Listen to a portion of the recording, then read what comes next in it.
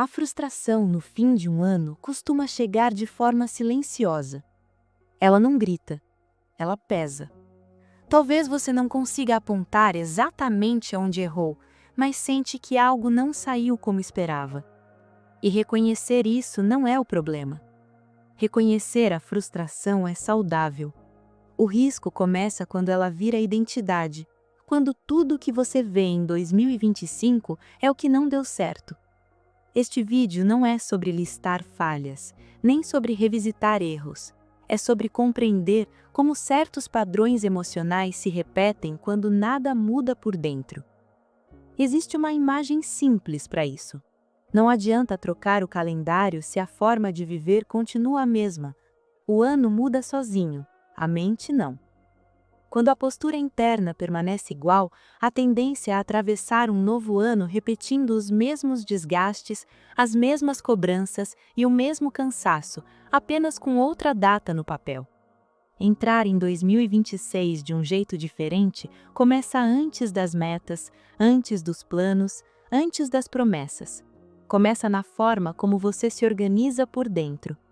Ao longo deste vídeo, a proposta é mostrar caminhos possíveis, sustentáveis e humanos para não transformar o próximo ano em mais uma repetição emocional disfarçada de recomeço. Pare de planejar o ano antes de ajustar sua energia mental. Muita gente começa o ano fazendo listas quando a mente ainda está exausta, o corpo cansado, a paciência curta, a energia já no limite. Criar metas nesse estado costuma gerar um efeito conhecido: empolgação breve e abandono rápido.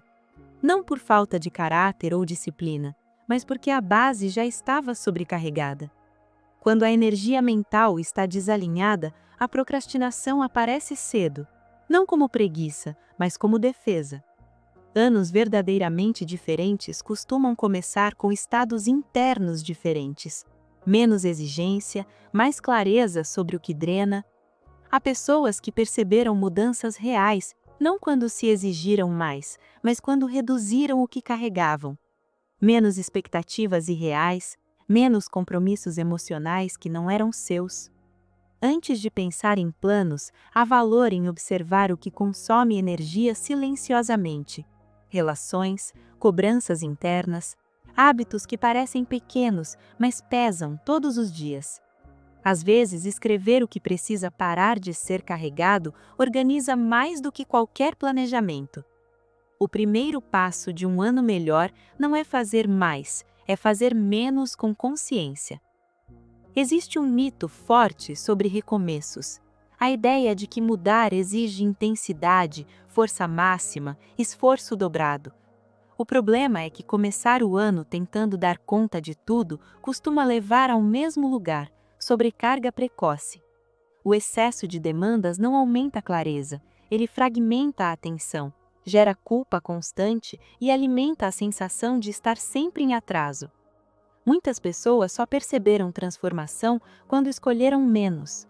Menos compromissos, menos promessas, menos expectativas que não cabiam na vida real. Simplificar não é desistir, é priorizar com lucidez.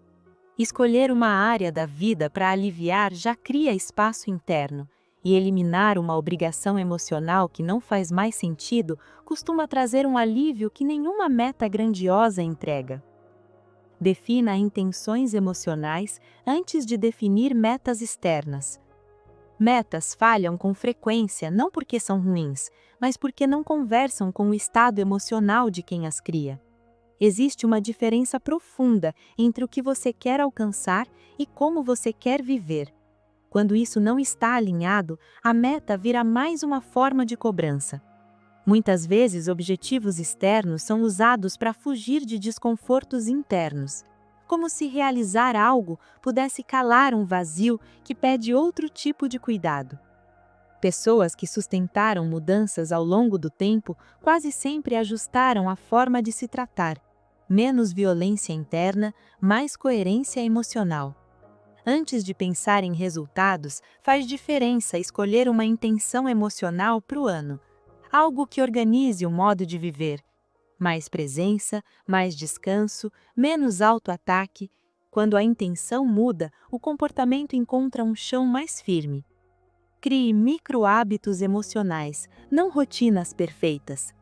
Rotinas rígidas costumam morrer rápido porque não respeitam o cotidiano real. Cansaço existe, imprevistos existem, dias difíceis existem. Hábitos pequenos sobrevivem porque cabem na vida como ela é. A repetição simples constrói mais do que planos ambiciosos interrompidos.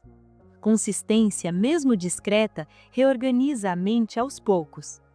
Muitas pessoas mudaram a própria relação com a vida ao sustentar práticas mínimas diárias.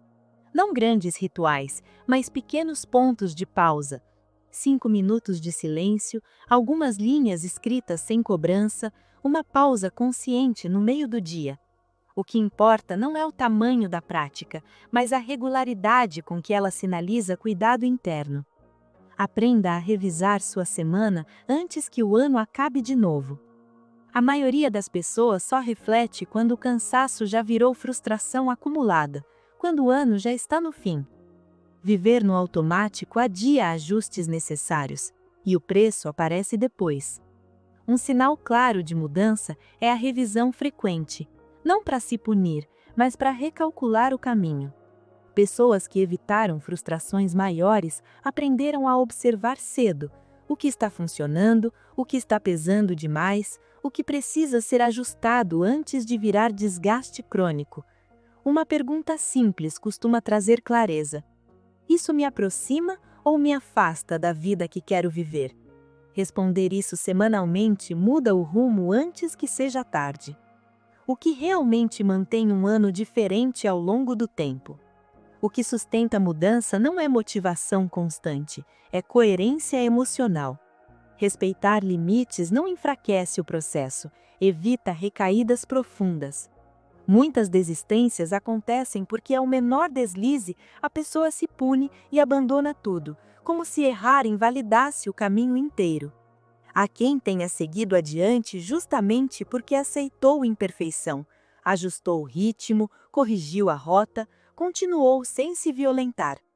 Progresso verdadeiro não exige dureza interna, exige continuidade possível. Entrar em 2026 sem repetir o mesmo padrão. Um ano diferente começa com escolhas internas diferentes, não com promessas grandiosas, mas com respeito próprio. Você não precisa se reinventar, precisa parar de se tratar como alguém que nunca faz o suficiente. Mudar o rumo importa, mais do que acelerar sem direção. E viver melhor raramente acontece de uma vez. Acontece aos poucos, no cotidiano. Fica uma pergunta para acompanhar os próximos dias. O que você pode fazer diferente já na próxima semana? Às vezes é assim que um ano realmente começa.